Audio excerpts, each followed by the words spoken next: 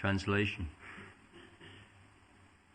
Let us offer our respectful obeisances unto the Supreme Personality of Godhead, who is completely silent, free from endeavour, and completely satisfied by his own achievements.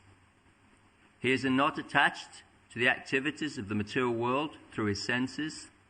Indeed, in performing his pastimes in this material world, he is just like the unattached air.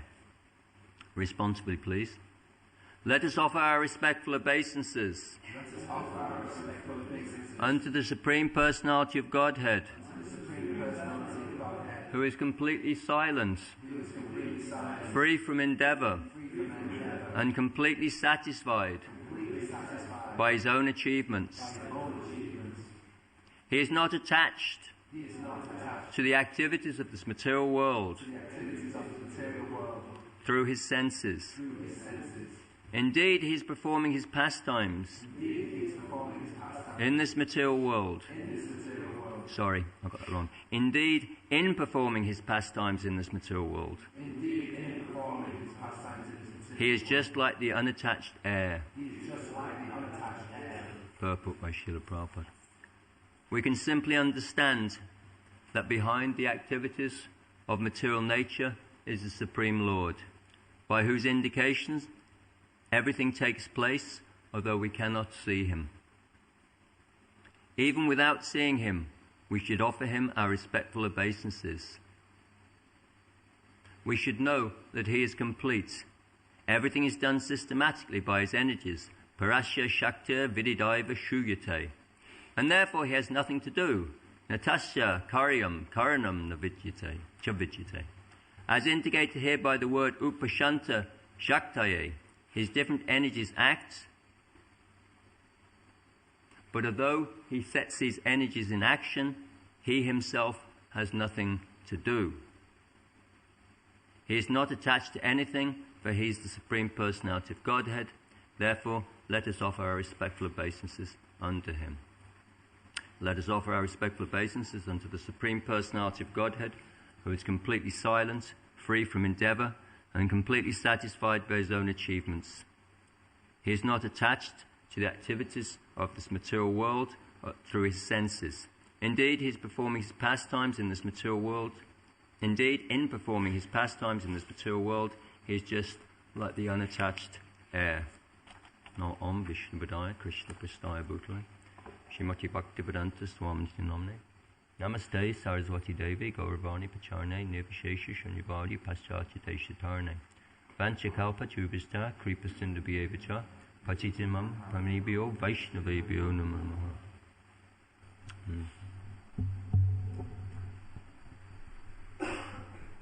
Says the Lord who has created this material world has his pastimes. I like that word, pastimes. When I'm... is that near enough? Some people are looking a little alarmed as if it's wrong. I had some complaints last time that people couldn't hear. It's all about in your face. Thank you. Thanks, bro. Getting everything right in this material world is difficult, isn't it?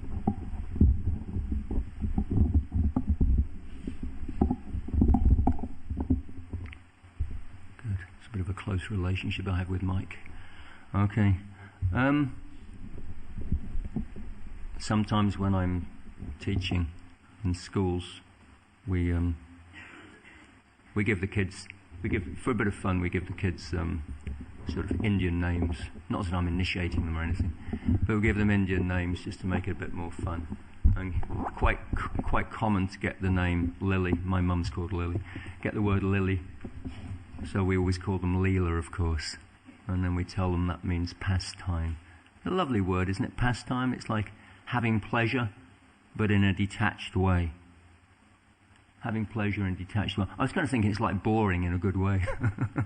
You know, when you're bored, it's like you're completely detached, but it's terrible, right? But pastime's kind of, you're detached, but you're actually really enjoying yourself. And detached pleasure. Of course, Krishna is detached, his swarat, completely independent and self-satisfied. Of course, he had when he was in Dwarka, Krishna had 16,108 wives, and completely unattached. Srila Prabhupada said he wasn't at all attached, not to their beauty or anything, right? And there's Lord Chaitanya, of course.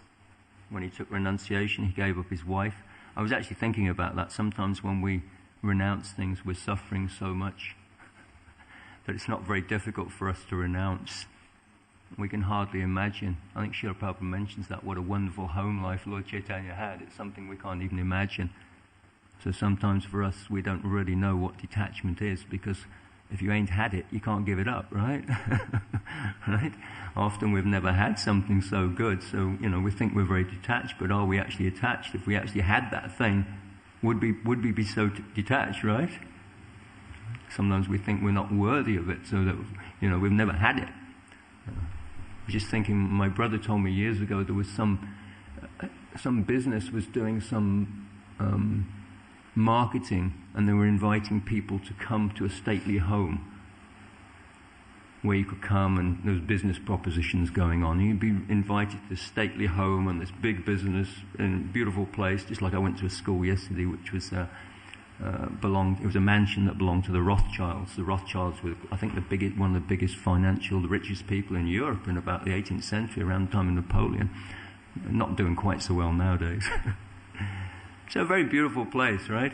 So many people, apparently my brother was telling me, when people were invited, they couldn't believe it. I can't go to something like that. They couldn't accept. Beyond their experience, right?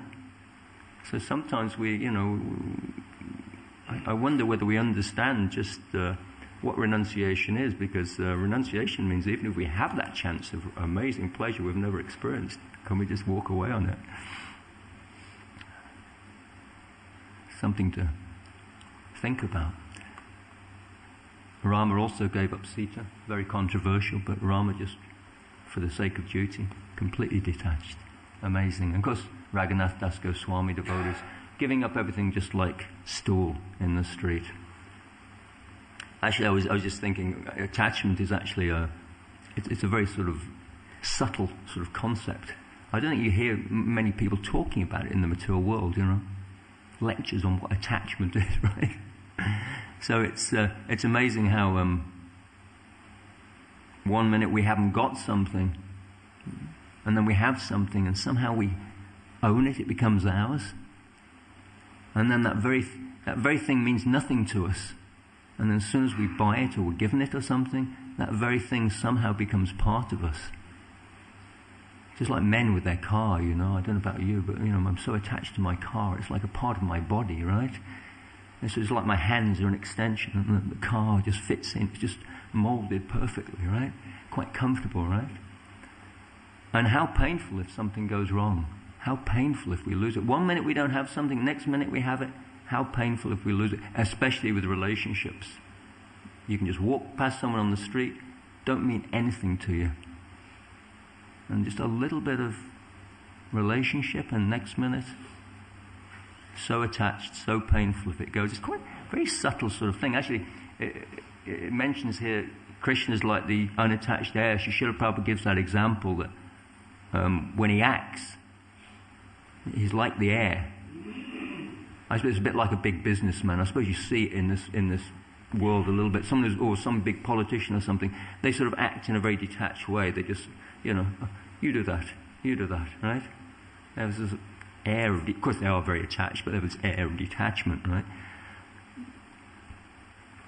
So that's the problem. As soon as we try and control in this world, we become controlled. I remember many years ago we had some rubbish tip or something, and we had a swarm of flies, these big black flies, and I was in my office, and there was, these flies came in, and I was sort of, I'm going to get you guys, right? So there I'm in my office, sort of running around after these flies with cups, trying to catch them, right? And after a bit, I thought, what the hell am I doing? I'm making a real fool of myself, right? Running after a fly, so I'm going to get you, right? But who's in control? Practically the fly's in control, right? And so sometimes that's the nature of this material world. In trying to be in control, we actually become controlled. As soon as we touch this material energy, as soon as we touch it, We try and control, we immediately become controlled. And that's dependency, of course. Sometimes, I think nowadays, I was just amazed at how powerful the computers are nowadays. It's just amazing to think how, it's going up incrementally, but is anyone happier? What a monster we've created, right? It's a real Frankenstein's monster, right? We create this monster that gets out of control. So, of course, that attachment comes through Jayato Vishaya Pungsam, comes through that contemplation, and immediately we become attached. And that actually puts us in a difficult position. I think it was just after I joined the movement, there was it John Paul Getty? I think was one of the most famous people in the world, and I think someone, they kidnapped his son or something, if I remember rightly, right? And I think they ransomed him for several £1 million. I think they cut his ear off or something like that, if I remember rightly. But several $1 million. Of course, if he was detached, because we're not saying you should be detached like this, but if he was detached, you say, so what? Right? I remember myself when I was young, I was a scientist, so I had these lovely little books on science, they were really nice and clean and everything, and bright and sparkly, right? I had them for Christmas. I took them to school, right? And some of the boys realised I'm attached. So they nicked them, right? Oh, please give me those back, right? And you become kind of controlled, because they know you're attached, right? If you let people you're attached, they can really wind you up, right? That's why when you're doing business, I do this automatically, but when you want to buy something, you kind of go, oh, maybe. Inside you go, oh, I really want this, right? But you sort of go, maybe, I'm not sure. Can you knock me down a little bit, you know what I mean? Because if you just go, wow, I really want this, come on, you're finished, right? They've got you. So you have to play super detached, And so that attachment means we're controlled. You can be blackmailed by something. It goes on all the time between people, these kind of things, in subtle ways. You can be blackmailed, right? Or bribed, right? If you're attached to money. I've got a photograph of me and my wife in India. There's a big sign on the wall saying, important notice, no bribes will be taken. And I've got a photograph of my wife in front with a few rupees going. So if you're attached, you can be bribed, you can be blackmailed. But if not, you're completely detached, no problem. So that's the problem with this raga dveshta. I used to be a nuclear physicist, so I studied this from when I was little, and sometimes you've got these little subatomic particles, some of electrons, protons, very basic stuff. So they've got a charge, so you can control them. Just like if you've got a magnet, right? You can get other magnets and you can push them around, right? So that's how, of course, they control these big, huge, accelerators, particle accelerators, because they've got a charge. You can push them. It's like you get a magnet, you get another magnet, you can push it away, or you can attract one or push it, right? So you can control them. But you have some, which are like neutrons. They're completely neutral. Very difficult to control them. You can't do anything with them because you can't push or pull them, right? That's how, of course, the old-fashioned television screens worked. I don't know how they work nowadays, but the old-fashioned ones and the old-fashioned computer monitors, it was, because controlling the beam of light. So you can control it. But if one's neutral, not possible. And that's the problem in this world. Icha dvesha samutvena, dvandva mahena bharata. Srila Prabhupada says we're thrown into this material world, epitomized by duality. And, of course, overcome by duality. The epitome of that is man and woman, of course. That's the positive. When I say positive and negative, we could get into a real fight. But that's the duality, right? The Prakriti and the Purusha in this material world. And we're all controlled by it. We can all see we're all... I think I mentioned this some time ago. I was looking through an Argos catalogue, just for preaching, of course. I was just looking through an Argos catalogue for preaching. And I noted how big it's got, talking about attachments getting greater and greater. I remember when I was in Chaitanya College, someone showed me the Argos catalogue, a little thin catalogue, and since then it's gotten bigger and bigger and bigger. And I counted there were 200 different machines, I don't know if the girls know this, for either straightening your hair or curling your hair, right? Right? So duality, right? Either you've got curly hair, you want it straighter, or you've got straight hair, you want it curlier, right? I mean, we're so controlled by this duality. And of course, we also find we get this duality. I don't know if you go through this. We get this sense gratification and renunciation, right? It's a bit of a tension, right? It always causes tension, these things. Vitaraga by Akroda, we have to become free from it. And of course, that's what the yogis do. The yogis pulling back. And from what I understand, I think sometimes maybe we have a little bit of a naive understanding of Tantra. Tantra means many things, of course. But, this idea of sort of undergoing heat and eating abominable things, undergoing cold, the idea is to try and force oneself to be free. We've all tried this, I think, I don't know, as brahmacharis, right? I remember having 8 showers, cold showers in one day when I was first a bhakti, you know what I mean? So we try and force ourselves to be free from hot and cold, right? But Srila Prabhupada says, of course, it's something like not watching the telly, right? Have you ever tried not watching the television? Ever been in a room with the television on? You try not to watch it. It's practically impossible, isn't it? It's practically impossible. You sort of talking to someone, you keep... Well, I was on an aeroplane, I went to India time before last, and I tried not to watch the film. I can still remember the whole film, but I was trying not to watch it. I was really trying not to watch the film, right?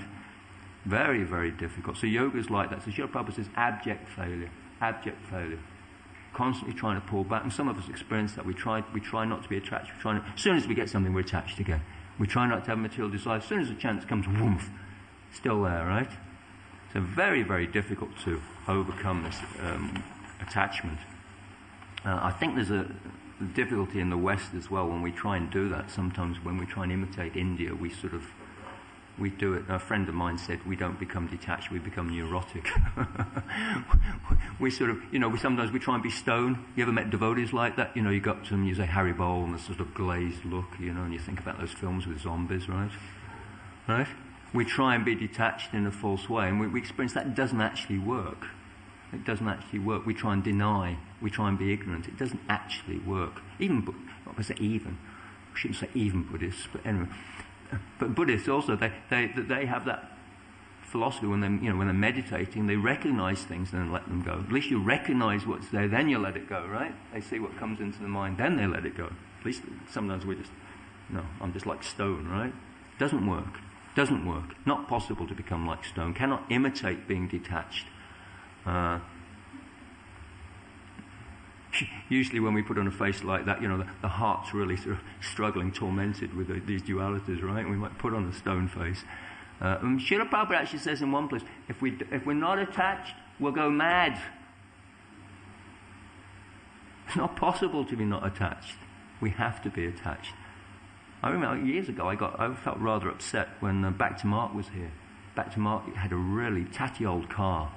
I mean, it had stickers all over it, and I remember my brother telling me once he was picked up by Bhakti Mark from the airport after going to India, and he said he had the most embarrassing experience of his life because there was this sort of, with his glasses on and sunglasses and a car with all stickers over, and they said on the way the windscreen broke as well. So he felt so embarrassed going there, broken windscreen. So anyway, eventually Mark got a new car. And I saw him, he just parked his car. You remember he had that white Mercedes? I remember as he was parking the white Mercedes, people were just taunting him. Oh, you're just attached, right? And that really hurt me because the person that was saying is married and got a house, right? Mark didn't have that, right? So, if someone's attached, if your child's got something they like, right? You've got your mobile phone or something, and I go grab and get it off you, It's not going to do any good. In fact, the child's going to grab even harder, right? Oh, you're just attached. This person wants to take it off me, right? It doesn't help. It doesn't help by saying, you're attached, Prabhu, right? Well, maybe you can give me something better. That's what the mother does. The mother says, you're playing with this glass, I'll give you a little sweet. Give you something better. She knows. But no use saying you're attached, that won't work. It's necessary to tell it, but we have to give something better. Attachment, actually, I remember Rasamanda told me years ago. I don't know if anyone remembers. 70s, 80s, there used to be an area of London where all the homeless used to live. There used to be a name for it. I can't remember what it was called now. Something City. It was under the arches somewhere in some part of London. It's not there now. But it was a place anyway where all the homeless were. And we used to give out prashadam there. I remember my brother telling me there was some guy he knew there. And one time he went, and this chap was all crying. He was completely distressed because the only possessions he'd got was a couple of plastic bags with a few possessions in, but one of his plastic bags was torn. One of his plastic bags was torn and he was distressed. So if we haven't, we say, a pauper is proud of his penny. So, we have to own something, and even if it's a plastic bag, that plastic bag becomes great. Maybe we've experienced that when we've been pretty poor ourselves, like you've been in India and you only got a little bit, and whatever you got's really important, right? So that's the unfortunate position when we're in this world. So obviously there must be a higher taste. Yesterday I went to this school. It was a very good school. And on the way there, because I don't normally work on a Sunday, being a good Christian, and on the way there I was meditating when I was at school, because I was at a boarding school as well. And sometimes the food was so bad that we wouldn't eat it, right? My teacher used to say to me, if you were really hungry, you'd eat this. And I said, I'd rather die than eat this food, right? And but I remember sometimes we used to get what we called a doughy. They had just like in ISKCON we have our slang. So at school we had our slang, and a doughy meant a bit of bread from the word dough, right? And sometimes you get a bit of dry bread, and at night you'd eat that. I'd eat that, and it was like fantastic. A bit of dry bread was fantastic, right? That's the nature of when we have nothing. A little bit seems great, so much so that when Prabhupada says, we're attached to stool, the pig likes its stool, right? We have to think about what that means. Think what that means. When you've got nothing, something terrible seems great. It's quite sad in a way, isn't it? Something, we're so desperate. We're so desperate. I was thinking there was one song when I was a teenager called Desperado. And what was one of the lines? Freedom. Something about freedom. Shri Shri Radha Gokulananda ki, Sitaram Lakshmana Hanuman ki. What was it? Freedom. Everyone's talking about freedom. But your prison is walking through this world alone. Talking about freedom. You're a free man, but you become a loner, right? And you walk through. So Mayavadis is the same, You become a Mayavadi, you try and give up, but you're still trapped. You're still a prisoner. You're still a prisoner of Maya. And you try and be detached, still prisoner. Desperate means hopeless, actually. Desperate. So sometimes when we're desperate, even a piece of bread tastes good. When we're desperate, a plastic bag is special.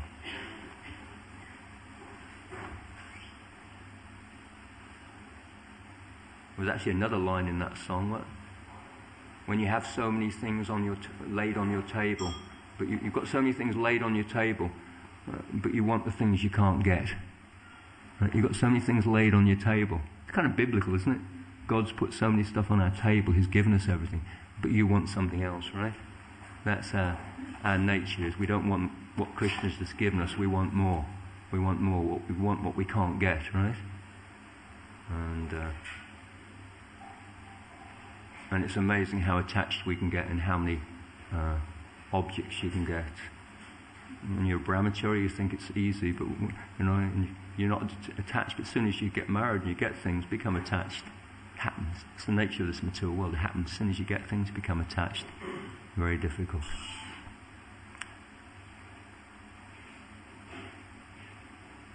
So Srila Prabhupada says the solution, we have to become Raga Dvesha Vimuktashtu. We have to become free from this attachment and aversion. Srila Prabhupada said, how do we deal with that? When we're in a good position, we think, Krishna's given me so much.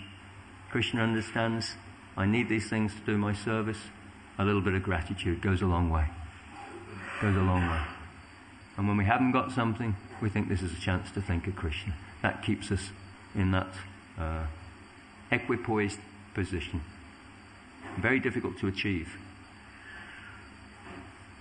I heard a nice example recently, and I think Srila Prabhupada gave the example. Hope none of the ladies are offended, but the example is that when the husband's away, she doesn't dress nicely, and when the husband comes back, she dresses beautifully.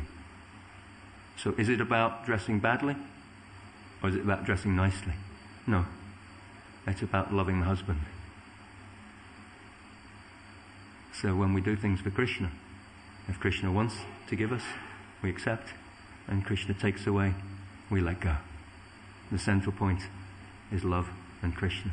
We accept, reject. Srila Prabhupada says, for a devotee it's easy. He says, in that case, there's no attachment. Daring in the service of the Lord. Right? Daring. Prabhupada uses that, and Prabhupada was daring, wasn't he? Because he's not attached.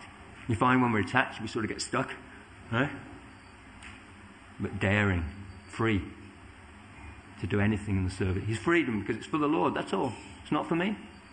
What the Lord wants, go ahead. Simple. And we've all experienced that when we have a mission to do in Krishna consciousness, it becomes simple. And we can rise above this sort of raga dvesha, this acceptance and rejection.